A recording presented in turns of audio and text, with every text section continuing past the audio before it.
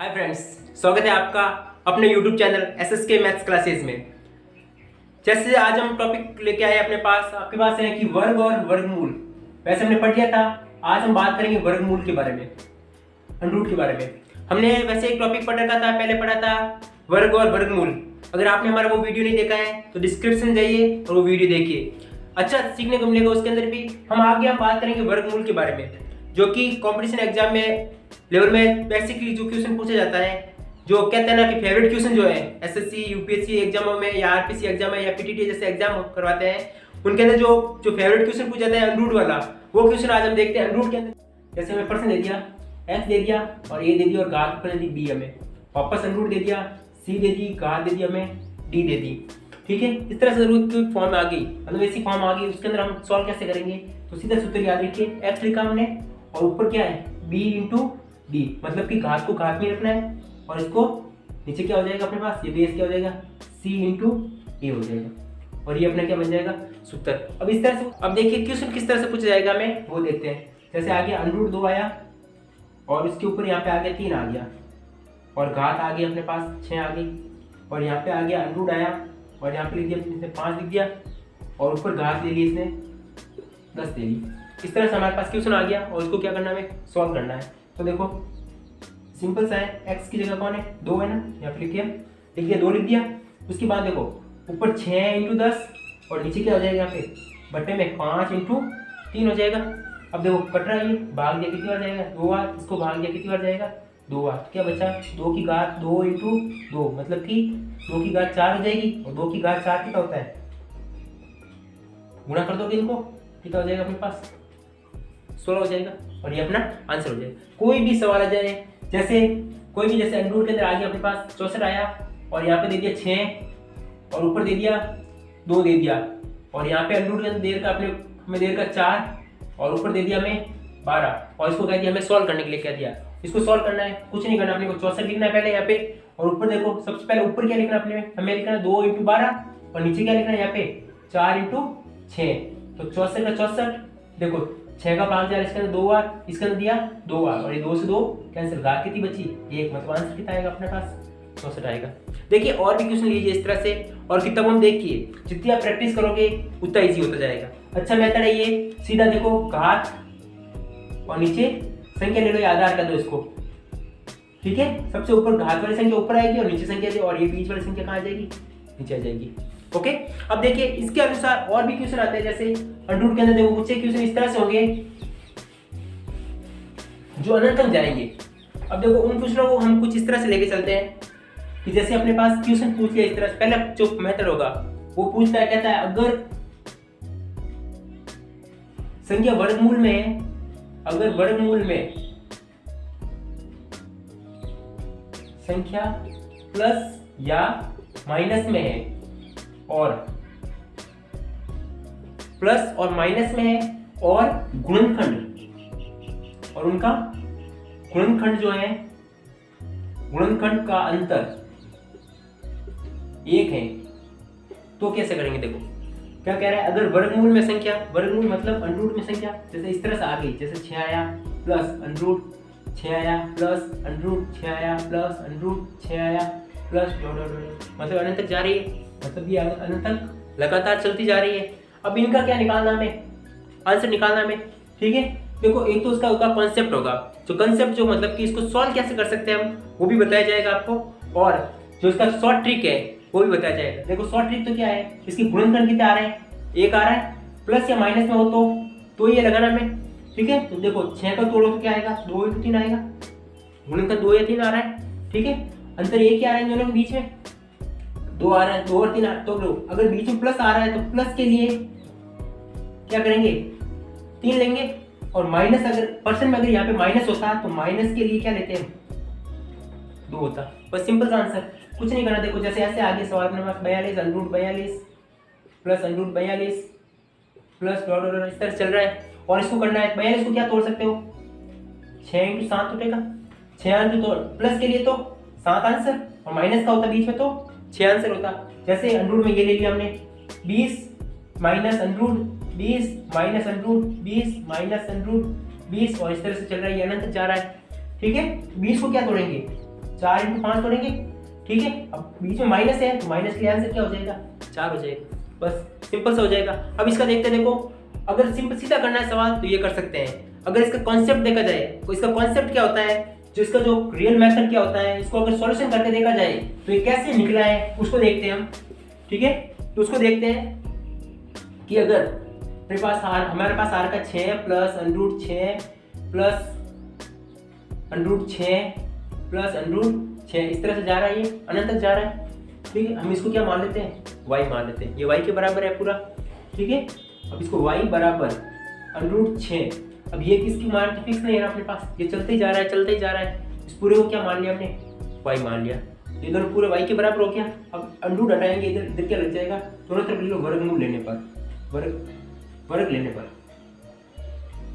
वर्ग लेंगे, इधर क्या हो जाएगा, स्क्वायर हो जाएगा, और इधर स्क्वायर √ कैंसिल हो जाएगा, मतलब कि 6 प्लस y प्लस का y इधर माइनस में, 6 प्लस का इधर कहाँ जाएगा, माइनस में, मतलब y square minus y minus 6 बराबर 0।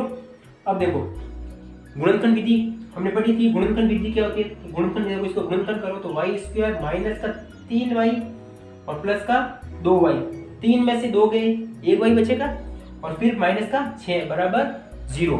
अगर गुणनखंड भी आपने अगर नहीं पढ़ा हो तो गुणनखंड भी हमारी वीडियो बना रखी है, आप डिस्क्रिप्शन जाइए, चेक कीजिए, मिल जाएगी आपको, और वहां से आप देख सकते हैं और ये सीख सकते हैं। यहाँ से पहले y क्या आ रहा है, कॉमन आ जाएगा, और यहाँ पे क्या बचेगा, देखो y -3, इन दोनों में देखो तो क्या बचेगा अपने पास, माइनस प्लस का 2 रह जाएंगे, और यहाँ पे क्या आ जाएगा y -3 इक्वल टू 0, तो y -3 और यहाँ पे क्या आ जाएगा y + 2 इक्वल टू 0, तो y की वैल्यू क्या आ जाएगी, यहाँ पे माइनस का उधर कहाँ जाएगा, प्लस में चला जाएगा, और y की वैल्यू क्या निकालोगे 3, और एक यहाँ पे क्या हो जाएगी, माइनस के लिए होती है तो क्या हो जाता, 2 हो जाती, माइनस के लिए होता तो -2 हो जाता, 2 हो जाता आंसर, और प्लस के लिए क्या आ जाएगा, 3 आ जाएगा आंसर। ओके, हमारे पास तो प्लस के लिए प्लस का है, इसलिए प्लस का आ जाएगा। अब हमारे पास एक सवाल आता है कि सर अगर यहाँ पे गुणनखंड, यहाँ तो क्या हो रहा था, इनके गुणनखंड का अंतर 1 आ रहा था, इसलिए हमारा सॉल्यूशन हो गया।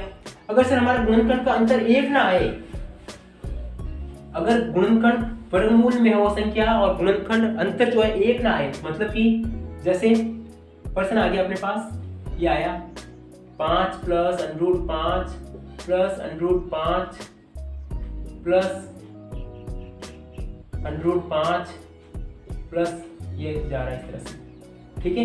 अब 5 का तो गुणनखंड होगा नहीं, 5 का तो गुणनखंड करोगे नहीं, 5 × 1 कर सकते हो, और 1 और 5 के अंदर गुणे में अगर अंतर निकालोगे तो कितना हो जाएगा, 4 का अंतर हो जाएगा, जो कि सरासर गलत हो जाएगा, अपने उस विधि से लगा नहीं सकते हम। इसके लिए हमने क्या लगा रखा है, सूत्र फाइंड आउट करके, ठीक है। सूत्र अगर बीच में प्लस है तो प्लस के लिए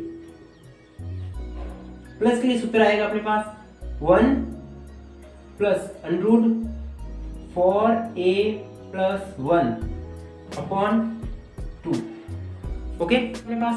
और अगर माइनस के लिए होता तो कुछ नहीं करना, बस ये एक जो आगे वाला है इसको माइनस कर देना, -a प्लस √4a + 1 अपॉन 2, बस इतना सा ध्यान रखना है, ठीक है ना। प्लस के लिए होगा तो 1 प्लस √4a + 1 अपॉन 2, और माइनस के लिए होगा तो -1 प्लस √4a + 1 अपॉन 2। अब देखो a क्या होगा, ये जो होगी ये संख्या होगी, जैसे यहाँ पे प्लस आ रहा है तो प्लस के लिए लगाते हैं यहाँ पे, तो 1 प्लस √4 इंटू ये 5 कर दिया, और प्लस का 1 अपॉन 2, और 1 प्लस √ऑफ कितना हो जाएगा यहाँ पे, देखो यहाँ पे 20 हो गया, और प्लस 1 बट्टे में 2 कितना हो गया यहाँ पे, देखो 1 प्लस √21 अपॉन 2। अब 21 तो किसी का स्क्वायर नहीं होता है, 21 तो किसी का वर्ग नहीं होता है, इसलिए ये 13 जाएगा, ये अपना आंसर होगा। अब अगर आपको अगर देखना चाहें, चेक करना है अगर इसको, तो हमने अभी जो किया था कि जैसे हम ले सकते 30 को लेके देख सकते हैं, ये माइनस वाले बोलो, -√30 -√30 माइनस इस तरह चल रहा है, ये अनंत तक जा रहा है। अब देखो इसके अंदर सूत्र के अनुसार करके देखते हैं, वैसे डायरेक्ट सॉल्व हो सकता है, इसको डायरेक्ट सॉल्व कर सकते हैं हम। देखो 6 × 5 होता है, तो माइनस का आंसर कितना आएगा, 5 आएगा, हमें ये पता है, लेकिन हम सूत्र के अनुसार करके देखते हैं इसको। तो देखो अपना वैल्यू निकालते हैं, -1 प्लस √4 × 30 प्लस 1 अपॉन 2 हो जाएगा, -1 प्लस √2 देखो कितना हो गया, इसको गुणा किया तो 120 और 1 120, 21 और बट्टे में कितना बचेगा 2, तो यहाँ पे क्या होगा -1 और 121 तो पूर्ण वर्ग होता है किसका होता है ये 11 का और बट्टे में 2 कितना हो गया 10/2 भाग में 2 कितना आ जाएगा 5 निकल जाएगा आंसर। ठीक है, इसी तरह से देखो आप प्रैक्टिस कीजिए और ज़्यादा कीजिए, सॉल्व करते रहिए, जितना आप सॉल्व करोगे उतना ही आप परफेक्ट होते जाओगे। हम थोड़ा सा इसको आगे बढ़ाते हैं, जैसे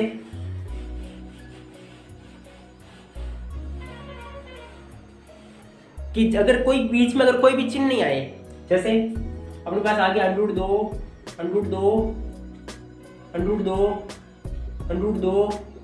ये अनंत तक जा रहा है।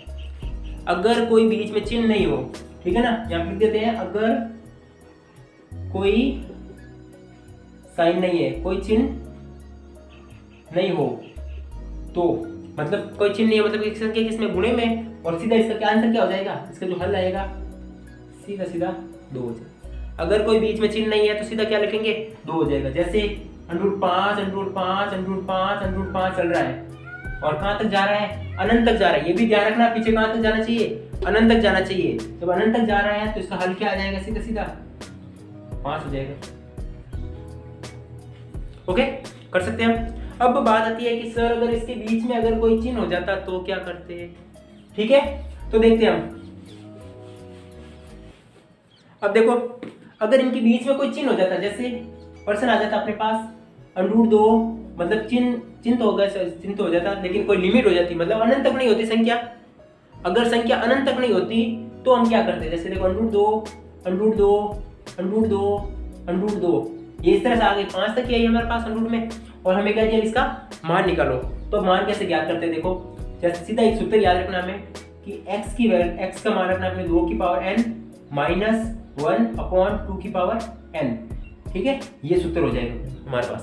तो कैसे, x का मान तो ये रहेगा, ठीक है, जैसे रखा हमने 2, देखो 2 की पावर n, 2 n कितनी संख्या कितनी 1 2 3 4 और 5 और है ये 5 -1/2 की पावर 5 मतलब 2 5 की घात 5 2 की घात 5 कितना हो जाएगा 32 -1 ये कितना हो जाएगा 32 हो जाएगा, माइनस करो कितना हो जाएगा देखो 31/32, ये आंसर हो गया। जैसे ये लेते हो, जैसे √5 और √5